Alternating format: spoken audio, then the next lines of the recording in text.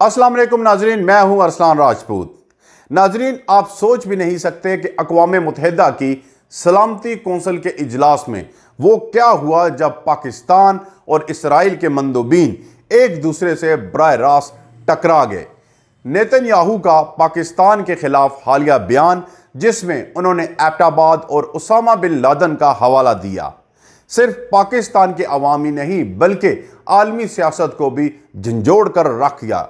सवाल यह है कि आखिर इसराइली वज़ीर आज़म ने पाकिस्तान को क्यों निशाना बनाया और कतर पर हमले के जवाब के तौर पर पाकिस्तान का नाम क्यों लिया। अगर आप जानना चाहते हैं कि सलामती कौंसिल में यह सब कुछ कैसे हुआ, पाकिस्तान ने किस तरह जवाब दिया, इसराइली मंदूब ने क्या कहा और नेतन्याहू का असल मकसद क्या है, तो वीडियो को आखिर तक ज़रूर देखें। साथ ही चैनल को सब्सक्राइब करें और बेल आइकन दबाएं ताकि आपको हर नई अपडेट फौरी तौर पर मिल सके। नाजरीन, सबसे पहले हम बात करेंगे कि पाकिस्तान और इसराइल के मंदूबीन आमने सामने क्यों आए। दोहा पर होने वाले इसराइली हमले ने दुनिया को हिला के रख दिया। इसी पस मंज़र में सलामती कौंसिल का हंगामी इजलास तलब किया गया, जहां कतर, मिस्र, पाकिस्तान और कई दीगर ममालिक के नुमाइंदों ने खुलकर इसराइल की मज़म्मत की। लेकिन जब पाकिस्तान के मंदूब आसिम इफ्तिखार अहमद ने तकरीर की तो उन्होंने न सिर्फ कतर पर इसराइली हमले को बैनुल अक़वामी क़वानीन की खिलाफ वर्जी करार दिया, बल्कि इसराइली वज़ीर आज़म नेतन्याहू के हालिया बयान को भी सख्ती से मुस्तरद किया। यही वो लम्हा था जिसने इसराइली नुमाइंदे को फौरी तौर पर रद्द अमल देने पर मजबूर कर दिया और यूं दोनों ममालिक के मंदूबीन बराह रास्त एक दूसरे के मुकाबले आ गए। पाकिस्तान ने इस इजलास में क्या कहा? पाकिस्तानी मंदूब ने अपनी तकरीर का आगाज कतर पर इसराइली हमले की मज़म्मत से किया। उन्होंने कहा कि इसराइल अपने गैर कानूनी इक़दामात को दुरुस्त साबित करने के लिए पाकिस्तान जैसे ममालिक का नाम इस्तेमाल कर रहा है, जो नाकाबिल कबूल है। आसिम इफ्तिखार अहमद ने वाज़ा किया कि पाकिस्तान ने दहशतगर्दी के खिलाफ जंग में नाकाबिल फरामोश कुर्बानियाँ दी और अलकायदा के खात्मे में उसका किरदार पूरी दुनिया तस्लीम करती है। उन्होंने ये भी कहा कि इसराइल की जानिब से ऐसे बयानात दरअसल अपनी रियासती दहशतगर्दी के इक़दामात को छुपाने की एक कोशिश है।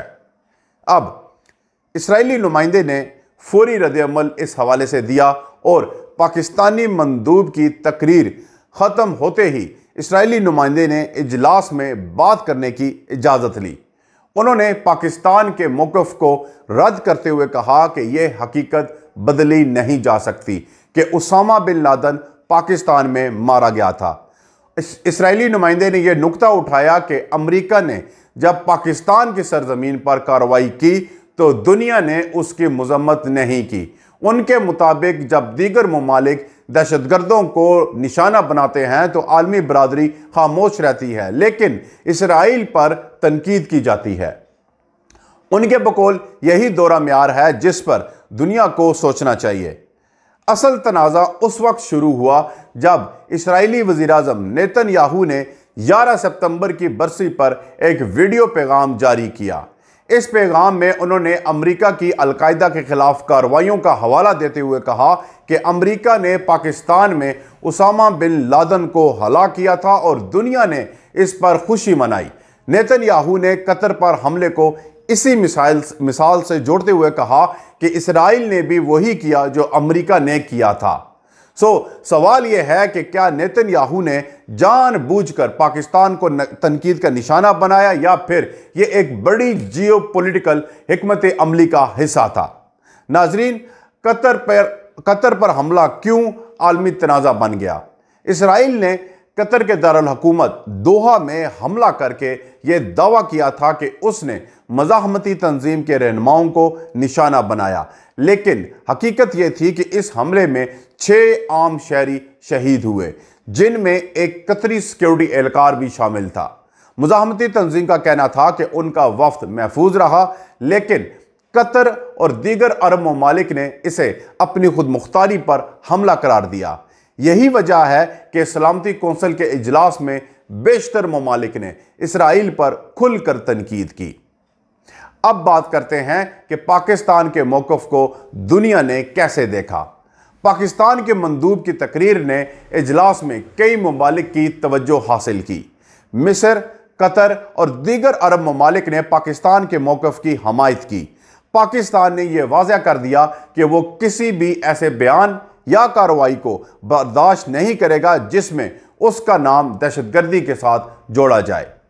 عالمی برادری بھی یہ جانتی ہے کہ پاکستان نے القاعدہ کے خلاف جدوجہد میں سب سے زیادہ نقصان اٹھایا۔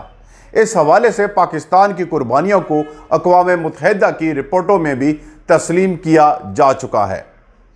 اب ہم بات کریں گے کہ اسرائیلی نمائندے کا دورے معیار کا الزام کتنا درست ہے۔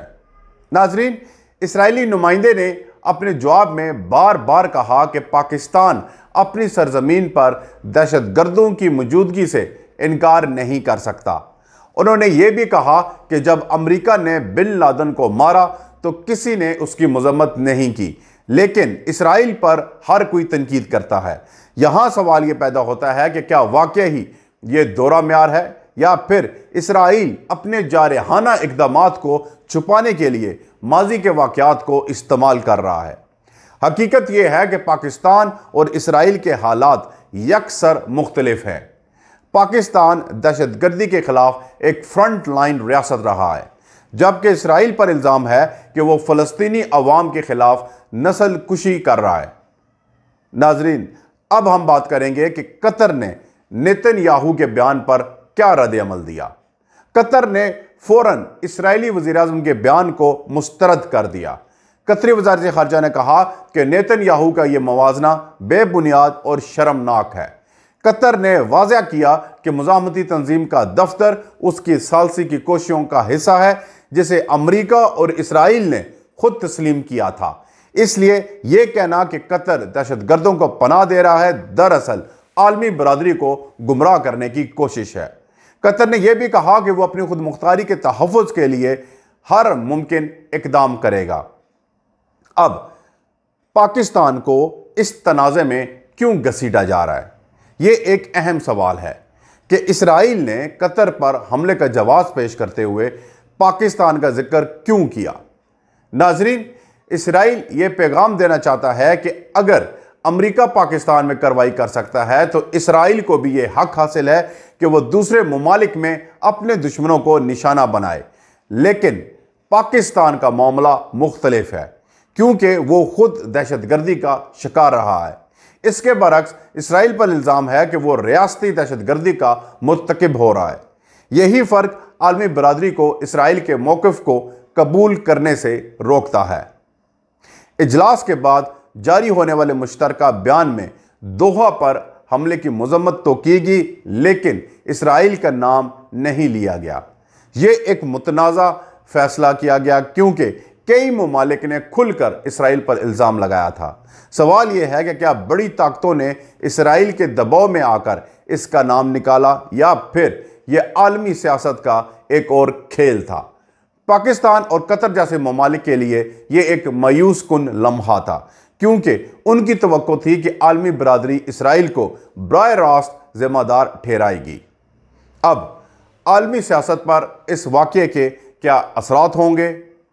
یہ واقعہ عالمی سیاست میں ایک نئے باب کا آغاز کر سکتا ہے۔ پاکستان اور اسرائیل کے درمیان تعلقات پہلے ہی موجود نہیں تھے، لیکن اب یہ کشیدگی مزید بڑھ سکتی ہے۔